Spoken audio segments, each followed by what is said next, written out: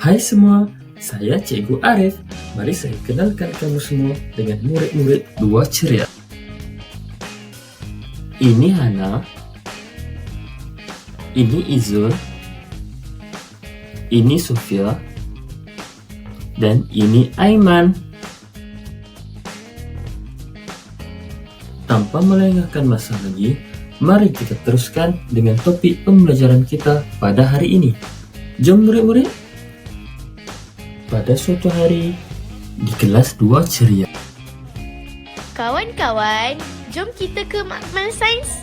Cikgu Arif akan ajar tajuk menarik pada hari ini. Ayo semua, kita ke Makmal Sains.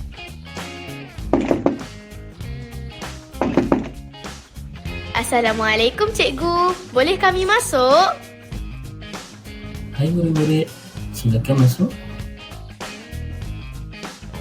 Selamat pagi murid-murid. Selamat pagi, cikgu.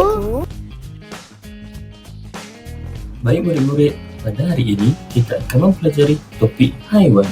Subtopik yang pertama ialah kitar hidup haiwan dan yang kedua ialah kami serupa, kami berbeza. Tetapi sebelum itu, mari cikgu terangkan dahulu tentang objektif pembelajaran kita pada hari ini.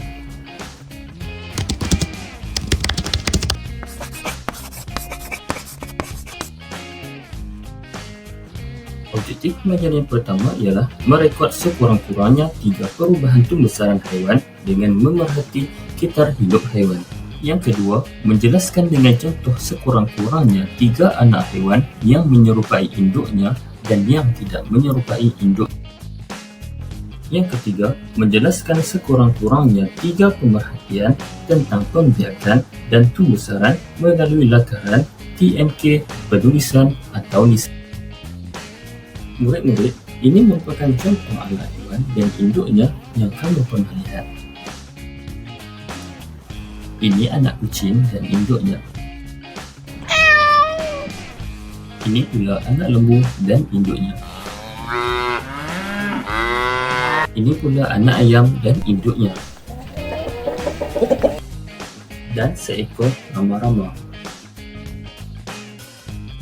Cikgu, adakah setiap anak haiwan dan induknya menyerupai antara satu sama lain? Bagus soalan kamu, Hana. Baik, mari cikgu terangkan. Subtopik yang pertama, kami serupa, kami berbeza. Subtopik ini terbahagi kepada 2 bahagian. Bahagian yang pertama ialah anak haiwan yang menyerupai induknya dan bahagian kedua, anak haiwan yang tidak menyerupai induknya. Mari kita mulakan. Bahagian pertama, anak haiwan yang menyerupai induknya. Anak beruang menyerupai induknya. Contohnya, badan berbulu tebal, badak air, harimau, dan belalang juga mempunyai anak yang sama seperti induknya. Murid-murid, sebutkan haiwan lain yang serupa dengan induknya.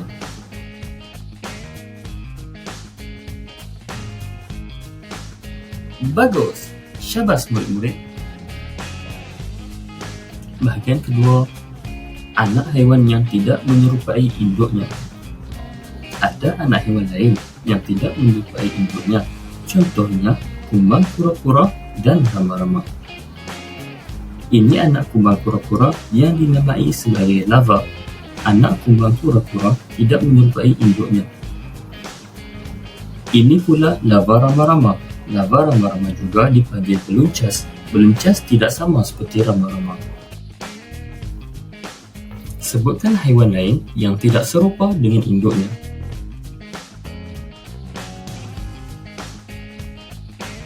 Bagus, syabas murid-murid. Cikgu, bagaimanakah kita hidup setiap haiwan tersebut? Bagus soalan kamu, Izul. Baik, mari cikgu terangkan. Subtopik 2, kitar hidup haiwan. Subtopik ini terbahagi kepada 2 bahagian. Bahagian pertama, kitar hidup haiwan yang bertelur. Dan bahagian yang kedua, kita hidup haiwan yang melahirkan anak. Mari kita mulakan. Bahagian pertama, kita hidup haiwan yang bertelur. Haiwan yang bertelur akan mengalami perubahan pembesaran daripada peringkat telur sehingga dewasa. Ini kita hidup katak, bermula daripada telur, kemudian berubah menjadi berudu, kemudian berubah menjadi anak katak, akhirnya membesar menjadi katak dewasa. Dan inilah kita hidup katak. Ini kita hidup ayam, bermula daripada telur, kemudian menetas menjadi anak ayam, akhirnya membesar menjadi ayam dewasa. Inilah kita hidup ayam.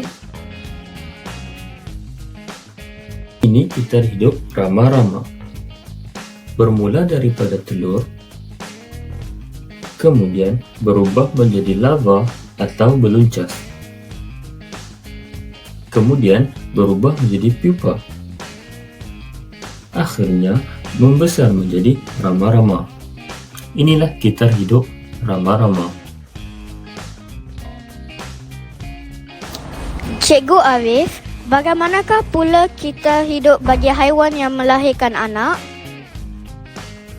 Bahagian kedua, kita hidup haiwan yang melahirkan anak. Ini kita hidup lembu, bermula daripada anak lembu yang baru lahir, kemudian berubah menjadi anak lembu, akhirnya membesar menjadi lembu dewasa. Inilah kita hidup lembu. Ini kita hidup kucing, bermula daripada anak kucing yang baru lahir, kemudian berubah menjadi anak kucing, akhirnya membesar menjadi kucing dewasa. Inilah kita hidup kucing. Tamat. Itu sahaja sesi pembelajaran kita pada hari ini. Terima kasih dan jumpa lagi.